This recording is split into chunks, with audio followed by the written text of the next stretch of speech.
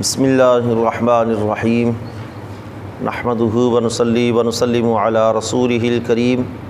اما بعد فاعوذ باللہ من الشیطان الرجیم بسم اللہ الرحمن الرحیم یا ایہا الذین آمنوا لا تبطلوا صدقاتکم بالمن والأذى کالذی ينفق مالہ رئاء الناس ولا یؤمن باللہ والیوم الآخر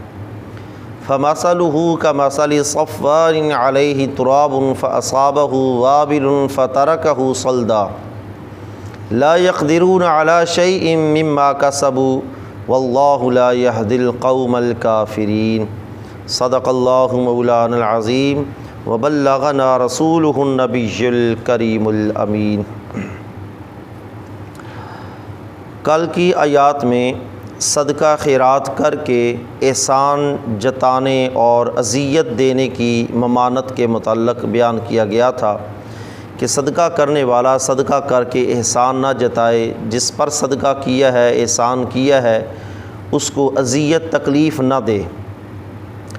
آج کی آیت کے اندر بھی اسی مضمون کا بیان ہے، اور بالخصوص دکھلاوے ریا کے لیے کیا گیا عمل، وہ عمل جو ہے وہ برکات سے اور اجر و ثواب سے وہ عمل جو ہے وہ محروم ہو جاتا ہے۔ فرمایا یا ایہا الذین آمنوا، اے وہ لوگو جو ایمان لائے ہو، لا تبطلوا، نہ باطل کرو، صدقاتکم، اپنے صدقات، اپنے صدقات و خیرات کو نہ باطل کرو، بالمن والاذی، احسان جتا کر اور اذیت دے کر، کالذی، مثل اس بندے کے، ينفق مالہ، جس نے اپنا مال خرچ کیا، رئاء الناس، لوگوں کو دکھانے کے لیے، دکھلاوے کے لیے مال خرچ کیا، ولا یؤمن باللہ والیوم الآخر، نہ اللہ پر ایمان اور نہ ہی آخرت کے دن پر ایمان۔ فمثلہ، تو ایسے بندے کی مثال، کمثلی، اس کی مثل ہے کمثل صفوان، جیسے ایک صاف شفاف پتھر ہو، علیہ تراب، اور اس کے اوپر دھول مٹی پڑی ہوئی ہو، فاصابہ، اور اس پتھر پر پہنچے، وابل، موسلا دھار تیز بارش، فترکہ صلدا، تو وہ تیز بارش اس پتھر کو صاف ستھرا کر دے۔ لا یقدرون علی شیء، کسی بھی شے پر وہ کسی بھی چیز کے قادر نہیں ہوں گے، مما کسبوا، جو کچھ انہوں نے کسب کیا، واللہ لا یہدی القوم الکافرین، اور اللہ تبارک و تعالی کافر قوم کو ہدایت عطا نہیں کرتا۔ اس آیت کے اندر بھی صدقہ خیرات کر کے احسان جتانا اور اذیت دینا، اس کی ممانعت کا ذکر، اور بالخصوص اس کے ساتھ ساتھ ریاکاری سے بچنے کا حکم کیا گیا ہے، اور ریاکاری کی ایک مثال اللہ تبارک و تعالی نے ہمیں سمجھائی ہے کہ بندہ صدقہ خیرات کرے، لا تبطلوا صدقاتکم، تو فرمایا اپنے صدقات و خیرات کو باطل نہ کرو، بالمن والاذی، احسان جتا کر اور اذیت دے کر۔ جیسے کل بھی بیان ہوا تھا کہ احسان جب بندہ جتاتا ہے تو پھر وہ جو کچھ اس نے صدقہ کیا ہوتا ہے اس صدقہ خیرات کے اجر و ثواب سے وہ بندہ محروم ہو جاتا ہے، کیونکہ صدقہ خیرات کے اندر اصل جو چیز ہے وہ رب تعالیٰ کی بارگاہ میں اس کی للہیت، اس کا اخلاص اور اس کی اچھی نیت کا ہونا ضروری ہے۔ والاذی، اور اسی طرح جس پر صدقہ کیا اس کو اذیت تکلیف دینا، یہ بھی اس کے صدقہ کے باطل کرنے کا سبب بن جائے گا۔ فرمایا جیسے ينفق مالہ رئاء الناس، جیسے وہ بندہ جس نے اپنا مال لوگوں کو دکھانے کے لیے خرچ کیا۔ کیا مطلب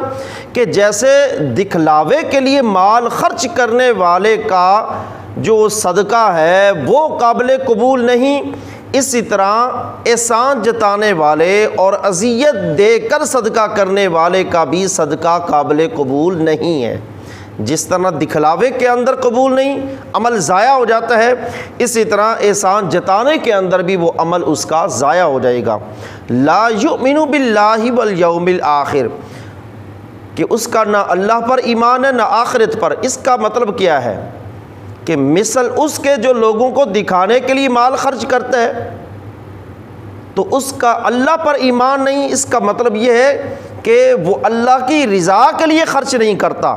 والیوم الآخر، اور آخرت کے دن پر ایمان نہیں، اس کا مطلب یہ ہے کہ اس کو آخرت کے اندر اجر و ثواب کی طرف اس کی توجہ نہیں، اجر و ثواب کا طلبگار نہیں، صرف دکھلاوے کے لیے وہ مال خرچ کرتا ہے۔ تو فرمایا جیسے اس کا عمل ضائع ہے، اسی طرح احسان جتانے والے کا بھی عمل ضائع ہو جائے گا۔ پھر اس کی مثال اللہ تبارک و تعالیٰ نے دی۔ اب یہ اجر ضائع ہونے کی مثال اللہ فرماتا ہے فَمَثَلُهُ كَمَثَلِ الصَّفْوَانِ، اس کی مثال ایسے ہے جیسے ایک صاف شفاف پتھر ہو، علیہ تراب، اس پتھر کے اوپر کچھ مٹی پڑ جائے، فَأَصَابَهُ وَابِلٌ، اور تیز بارش آئے تو فرمایا فَتَرَكَهُ صَلْدًا، وہ تیز بارش اس پتھر کو بالکل صاف ستھرا کر دے۔ اب یہ اللہ تبارک و تعالیٰ مثال دے رہے ہیں، ایک بندہ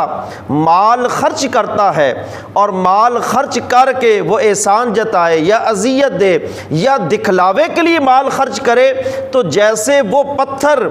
جس کے اوپر مٹی پڑی تھی، بارش آنے کی وجہ سے وہ پتھر بالکل صاف ستھرا ہو گیا، اس پتھر کے اوپر بالکل مٹی کا نام و نشان نہیں رہا۔ اسی طرح دکھلاوے کے طور پر مال خرچ کرنے والا جب مال خرچ کرتا ہے دکھلاوے کے طور پر، ریا کے طور پر، اس کے لیے بھی اجر و ثواب کا نام و نشان ہی ختم ہو جاتا ہے،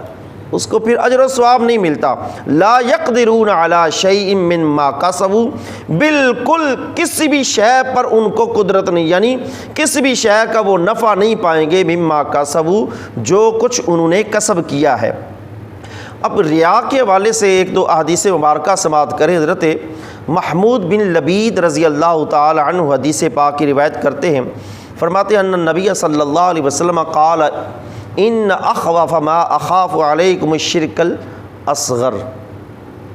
نبی علیہ الصلوۃ والسلام نے فرمایا مجھے تم پر اور تو کوئی خوف نہیں، ہاں شرک اصغر کا تم پر خوف ہے کہ چھوٹا شرک تم کرو گے، کسی اور معاملے کا مجھے تم پر اتنا خوف خطرہ نہیں، ہاں مجھے تم پر شرک اصغر کا خطرہ ہے۔ قالوا یا رسول اللہ صلی اللہ علیہ وسلم ما الشرک الاصغر، یہ شرک اصغر چھوٹا شرک کیا ہوتا ہے؟ نبی علیہ الصلوۃ والسلام نے فرمایا قال الریا، دکھلاوا۔ ریا ایک ہوتا ہے ریا، ایک ہوتا ہے سمع۔ ریا ہوتا ہے کسی کو دکھا کر کام کرنا، اور سمع ہوتا ہے کسی کو سنا کر کام کرنا، کسی کو سنانا، اور ریا ہوتا ہے کسی کو دکھانا، دکھلاوے کے طور پر ریا اور کسی کو سنانے کے طور پر سمو، دونوں ممنوع ہیں۔ فرمایا الریا، یہ ریا جو ہے یہ شرک اصغر ہے۔ فیقول اللہ لہم یوم یجازی العباد باعمالہم، قیامت کے دن جب اللہ تبارک و تعالی بندوں کے اعمال کی جزا کا وقت آئے گا تو اللہ تبارک و تعالیٰ فرمائے گا بندوں سے، کن سے؟ جنہوں نے ریا کے طور پر عمل کیا ہوگا، اذهبوا الی الذین کنتم تراؤون فی الدنیا، حضور فرماتے ہیں اللہ تبارک و تعالیٰ فرمائے گا لوگوں جاؤ، اذهبوا الی الذین، ان لوگوں کے پاس جاؤ، کنتم تراؤون فی الدنیا، جن کو دکھانے کے لیے تم دنیا میں کام کرتے تھے، ان کے پاس جاؤ۔ میرے لیے تو کیا نہیں، میری رضا کے لیے، میری خوشنودی کے لیے نہیں کیا، لوگوں کو دکھانے کے لیے کیا تھا۔ اذهبوا الی الذین کنتم تراؤون فی الدنیا، دنیا کے اندر جن کو دکھانے کے لیے تم نے کام کیے تھے، جاؤ ان کے پاس، فانظروا، اور غور سے دیکھو، هل تجدون عندهم جزاء، جا کر دیکھو ان کے پاس تمہیں تمہارے ان اعمال کا کوئی اجر و ثواب ملتا ہے یا نہیں۔ جن کو دکھانے کے لیے تم نے عمل کیا تھا جاؤ ان کے پاس اور دیکھو جا کر تمہیں ان سے اجر ملتا ہے؟ بالکل نہیں ملے گا۔ یعنی یہ استفہام انکاری ہے نا کہ جاؤ جا کر دیکھو تمہیں کوئی اجر نہیں ملے گا، تمہارا وہ عمل ضائع ہے جس کو تم نے لوگوں کو دکھانے کے لیے ریاسموں کے لیے عمل کیا تھا، وہ عمل تمہارا ضائع ہو چکا ہے، اس کا اجر نہ میری بارگاہ میں جب نہیں ملے گا تو پھر کسی اور سے بھی کیسے مل سکتا ہے جب میری بارگاہ سے نہیں مل سکتا۔ اور ریا کے اندر، دکھلاوے کے اندر یہ ہے کہ اگر کوئی بندہ ریا دکھلاوے کے طور پر عمل کرتا ہے، وہ عمل چاہے کتنا ہی اعلیٰ سے اعلیٰ کیوں نہ ہو، ذاتی طور پر وہ عمل بہت اعلیٰ ہوگا، لیکن اس عمل کے اندر نیت کے اندر خرابی آ گئی، ریاسمو آ گئی، تو پھر وہ عمل اگرچہ کتنا اعلیٰ ہے لیکن اس بندے کے حق میں قابل قبول نہیں ہوگا۔ اس سلسلے میں حدیث پاک سنیں، حضرت سیدنا ابو ہریرہ رضی اللہ تعالی عنہ ارشاد فرماتے ہیں سمیعت رسول اللہ صلی اللہ علیہ وسلم، میں نے اللہ کے رسول صلی اللہ علیہ وسلم سے سنا، یقول، اللہ کے رسول صلی اللہ علیہ وسلم نے ارشاد فرمایا، اذا کان یوم القیامہ، جب قیامت کا دن ہوگا، ان اللہ ینزل الی العباد لیقضی بینہم، اللہ تبارک و تعالی جب لوگوں کا فیصلہ کرے گا ان کے درمیان، ان کی طرف رب تعالی جب متوجہ ہوگا لوگوں کا فیصلہ کرنے کے لیے، تو حضور فرماتے ہیں اس قیامت کے دن پھر اول من یدعو بہ رجل جمع القرآن ورجل قتل فی سبیل اللہ ورجل کثیر المال، فرمایا جب اللہ فیصلہ فرمانے لگے گا لوگوں کے درمیان ان کے اعمال کا، تو اللہ کی بارگاہ میں سب سے پہلے کون بندے ہوں گے جن کے اعمال کا فیصلہ کیا جائے گا؟ حضور فرماتے ہیں سب سے پہلے یدعو بہ رجل جمع القرآن، سب سے پہلے اس بندے کو لایا جائے گا جس نے قرآن جمع کیا ہوگا۔ یہاں قرآن جمع کرنے سے مراد یہ ہے کہ جس نے قرآن کی تعلیم حاصل کی، قرآن پڑھا، قرآن سیکھا، جمع القرآن، جس نے قرآن پڑھایا ہوگا اس کو لایا جائے گا۔ وَرَجُلٌ قُتِلَ فِي سَبِيلِ اللَّهِ، اور وہ بندہ لایا جائے گا جس کو اللہ کی راہ میں جو قتل کیا گیا۔ وَرَجُلٌ كَثِيرُ الْمَالِ، اور بہت سا مال رکھنے والا بندہ اللہ کی بارگاہ میں لایا جائے گا۔ اب یہ تین عمل ہیں، قرآن کی تلاوت، اللہ کی راہ میں جان قربان کرنا، اور تیسرے نمبر پر صدقہ خیرات کرنا۔ اپنے ذاتی طور پر یہ تین عمل بہت اعلیٰ ہیں، انتہائی اعلیٰ عمل ہے کہ حدیث پاک میں کہ جس نے قرآن پاک کا ایک حرف پڑھا، ایک حرف کی تلاوت پر اللہ اس کو 10 نیکیوں کا ثواب عطا فرمائے گا۔ اور حضور نے ساتھ فرمایا الف لام میم، یہ ایک حرف نہیں، فرمایا الف علیحدہ حرف ہے، لام علیحدہ حرف ہے، میم علیحدہ حرف ہے۔ الف لام میم کہتا ہے، پڑھتا ہے تو اس کو 30 نیکیاں عطا ہوں گی۔ اتنا اعلیٰ عمل ہے، لیکن اس کے باوجود حضور فرماتے ہیں یقول اللہ تعالی للقاری القرآن، قرآن کے قاری کو اللہ رب العزت کی بارگاہ میں پیش کیا جائے گا۔ اللہ تبارک و تعالی اس سے فرمائے گا الم اعلمک بما انزلت علی رسولی، کیا جو میں نے اپنے رسول پر نازل کیا اس کی تجھے تعلیم نہیں دی؟ وہ قرآن میں نے تجھے نہیں سکھایا، تجھے قوت، تجھے فہم، شعور نہیں عطا کیا کہ تو نے وہ قرآن سیکھا، وہ قرآن تو نے پڑھا؟ قال بلا یا ربی، وہ بندہ عرض کرے گا ہاں اللہ، تو نے مجھے قرآن سکھایا، میں نے قرآن پڑھا۔ تو اللہ تبارک و تعالیٰ فرمائے گا فماذا عملت فیما علمتک، تو پھر بتاؤ جو میں نے تجھے قرآن سکھایا اس پر تو نے کیسے عمل کیا؟ قرآن سکھانے کے بعد اس پر عمل کیسے کیا؟ قال، وہ بندہ عرض کرے گا اقوم بہ آناء اللیل و آناء النہار،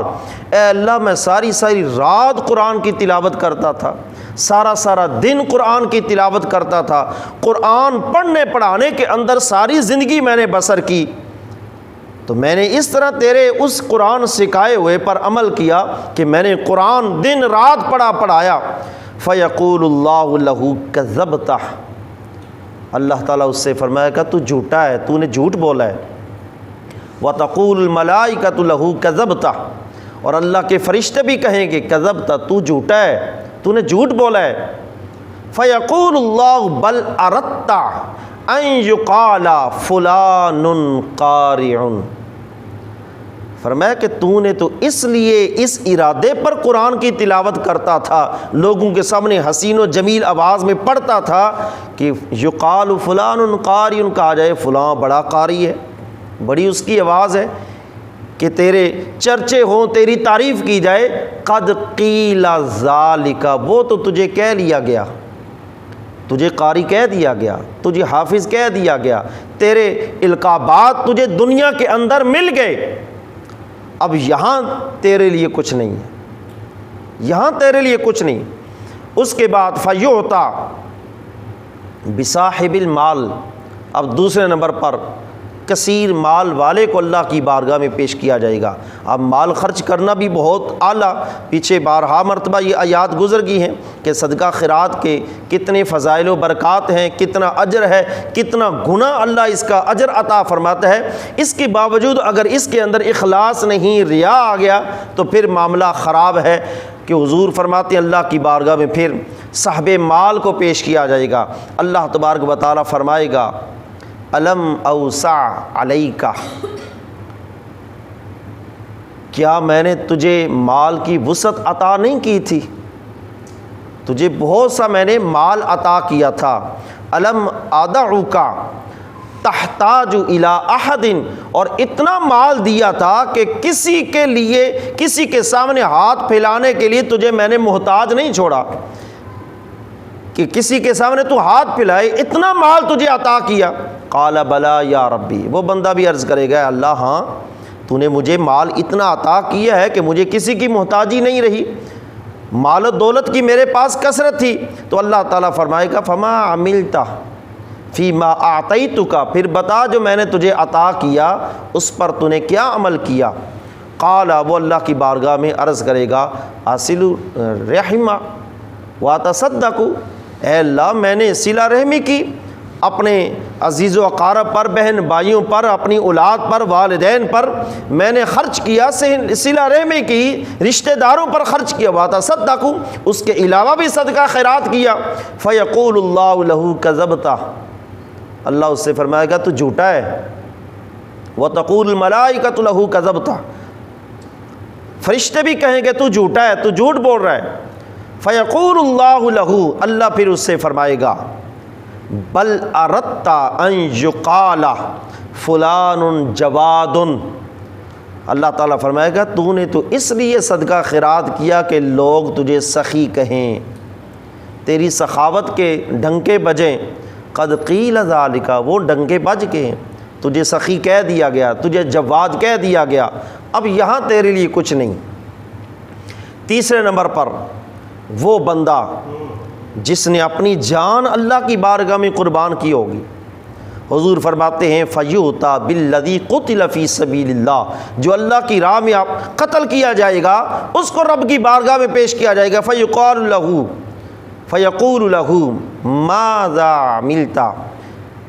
یا اللہ تعالیٰ فرمائے گا بما قتلت، کس وجہ سے تو قتل کیا گیا؟ تو وہ بندہ عرض کرے گا اے اللہ امرت بالجہاد فقاتلت فقتلت فی سبیلک، اے اللہ تو نے جہاد کا حکم دیا، میں تیری راہ میں لڑتا رہا حتیٰ کہ تیری راہ میں شہید ہو گیا۔ فیقول اللہ لہ کذبتہ، اللہ تعالیٰ فرمائے گا تو جھوٹا ہے۔ وتقول الملائکۃ کذبتہ، فرشتے بھی اس سے کہیں گے تو جھوٹا ہے۔ ویقول اللہ بل اردت ان یقال فلان جریء، اللہ تعالیٰ فرمائے گا کہ تو نے دنیا کے اندر یہ جو جان پیش کی ہے میرے لیے نہیں پیش کی، تیرے دل کے اندر، نیت کے اندر خرابی تھی۔ کیا تھی؟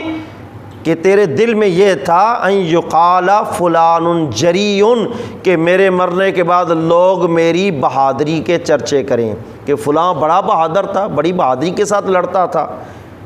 قد قیل ذالک، وہ تجھے دنیا میں کہہ لیا گیا، دنیا میں تجھے بہادر بھی کہا، شجاع بھی کہا، بڑے بڑے تیرے تذکرے ہوتے رہے، تیری داستانیں بنی دنیا کے اندر، فلاں بہت طاقتور بہت بہادر تھا۔ اب میرے پاس تیرے اس عمل کا کچھ نہیں۔ حضرت ابو ہریرہ فرماتے ہیں ثم ضرب رسول اللہ صلی اللہ علیہ وسلم علی رکبتی، نبی علیہ الصلوۃ والسلام نے میرے گھٹنے کے اوپر ہاتھ مارا، اور ہاتھ مار کر فرمایا فقال یا ابا ہریرہ، اے ابو ہریرہ، اولئک الثلاثۃ، یہ تینوں بندے، ریا کے لیے قرآن پڑھنے والا، ریا کے طور پر صدقہ خیرات کرنے والا، اور ریا کے طور پر جان قربان کرنے والا، عمل کتنے اچھے ہیں لیکن نیت کے اندر خرابی۔ حضور نے فرمایا اولئک الثلاثہ، یہ تینوں بندے ہیں اول من خلق تسعر بہم النار یوم القیامہ، یہ تین بندے ہیں سب سے پہلے ان تین بندوں کے لیے جہنم کی آگ کو سلگایا جائے گا، سب سے پہلے ان تین بندوں کے لیے۔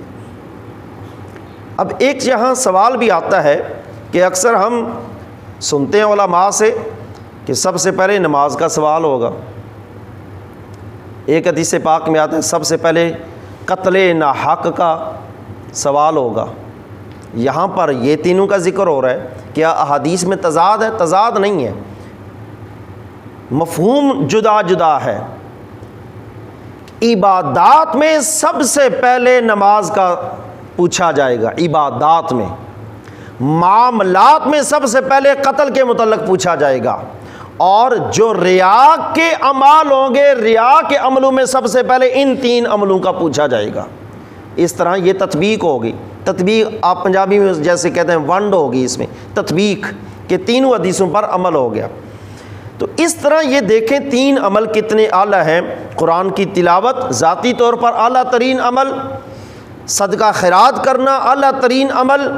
رب کی بارگاہ میں جان پیش کرنا اعلیٰ ترین عمل، لیکن اتنے اعلیٰ ہونے کے باوجود ان کے اندر ریا آ گئی، نیت کے اندر خرابی آ گئی، تو حضور فرماتے ہیں اللہ تبارک و تعالیٰ پھر گھسیٹ کر، ایسے عمل کرنے کے باوجود بھی نیت بگڑ گئی تو گھسیٹ کر اس کو منہ کے بل جہنم کے اندر گرا دیا جائے گا۔